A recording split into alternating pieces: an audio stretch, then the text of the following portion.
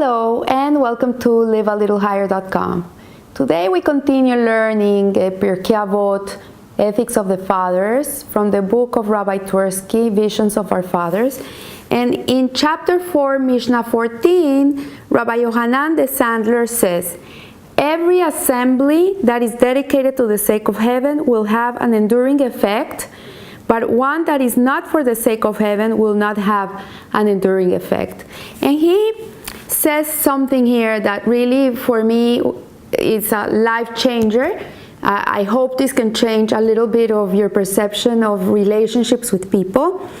And it says that the author of Benayos Barama gives this Mishna unique interpretation, which conveys a very important psychological insight. And the standard translation of Leshem Shamayim, which is for the sake of heaven, the literal translation means for the name of the sky. So in the account of creation, the Torah says that God created the firmament. It's called the firmament. There are 7 firmaments, and the sky is one of these 7 firmaments, and they're known as Rakia. But Hashem called it Shamayim, upon which Rashi comments that the word Shamayim is composed of 2 words. One is fire, which is Esh. Esh is fire, and Maim, which is water. So Shamayim is a mixture of water and fire, which is 2 opposite elements, completely opposite. They destroy each other. If you put water in the fire, it's gonna evaporate. And if you throw water into a fire, you're going to extinguish it. So they cannot really live together. They will destroy each other. So it says here that the miracle of creation was that God caused these 2 incompatible entities to join together and live in harmony.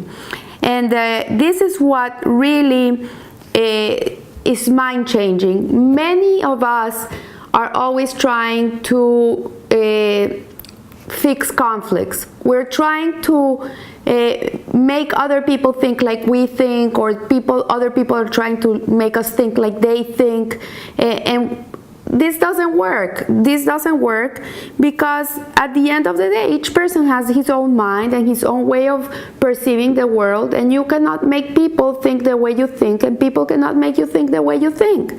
So one of the prevailing concepts in our culture is that conflicts must be resolved. And this creates a lot of tension and creates a lot of stress, and it creates a lot of misunderstandings amongst people and not getting along with other people, because we're always trying to make everybody think in a certain way.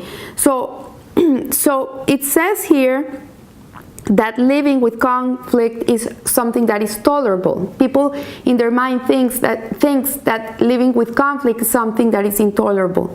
But here, the Rabbi Benayos of Barama, he teaches us that some clerics advocate dialogues between representatives of different faiths. They may also promote rotation of clerics, inviting rabbis to conduct services in churches, and inviting priests to come to the synagogues and make other people think the way they think, and make people believe that the Jewish religion is the right religion, and then the Christian religion is trying to make the Jews think it's the right religion, and the Islamic, the Muslim religion is trying to make the whole world think it's the right religion. And what he's saying is these dialogues have never helped.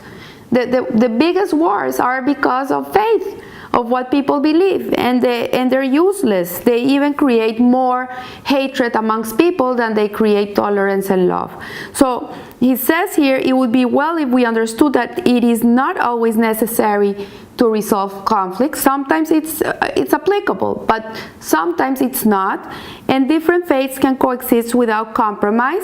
A person can maintain a good mental health even if he harbors some conflicts against someone else, if they always remember to agree to disagree. So if you believe what you believe, I believe what I believe, in family situations, with friends, with co-workers, okay, we can agree to disagree. You can be who you are. You can believe what you believe, and I believe what I believe, but we tolerate each other. We respect each other. This is when peace and harmony really can come into the table. So he says, how much more could be accomplished if people agreed to disagree civilly instead of trying to force a compromise, which leaves people even more dissatisfied. And we learned from the Talmud of the two houses, the two schools of Hillel and Shammai, that were completely opposite.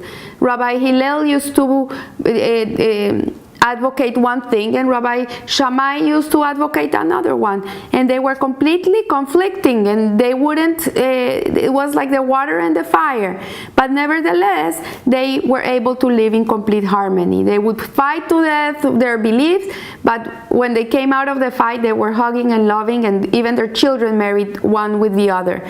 So we can learn here that what the Mishna is telling us is that Shamayim should be taking literally the name which God gave to heaven when He created it, and call it Shamayim, a composite of water and fire, and two polar opposites that tolerated one another and united in harmony to form the heaven.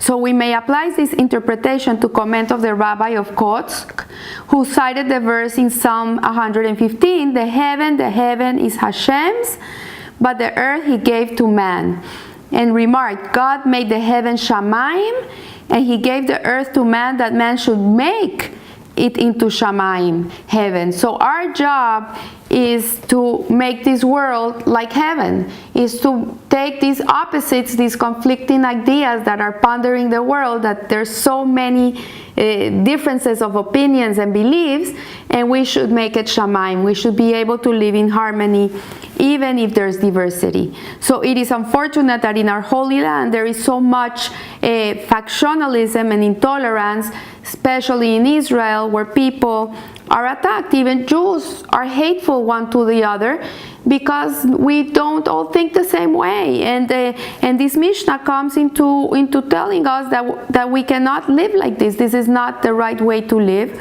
that we should have harmony and peace above everything else, that this is the most important thing for Hashem, is that the Jews get along, that they get along and they respect each other. And it says that the secret weapon for the Jewish people really is unity. Hashem can live with diversity. He has no problem with it. He created everybody different. He created people of all colors, forms, shapes, beliefs, all types of people, but He needs the world to have unity, to have love one for the other and respect. And the Talmud states that even in the time of King Ahab, many Jews were guilty of the worst sin, which was idolatry. Nevertheless, they triumphed every war because there was unity amongst them. So the Torah states, I will give peace in the land, and a sword will not cross your land. This is a true blessing, to have peace even when not under attack from enemies. And the Mishnah therefore says that any assembly, any group of people that can be in harmony like Shamayim will indeed produce long-term results and will be blessed. So I leave you here, and remember, live a little higher. Thank you.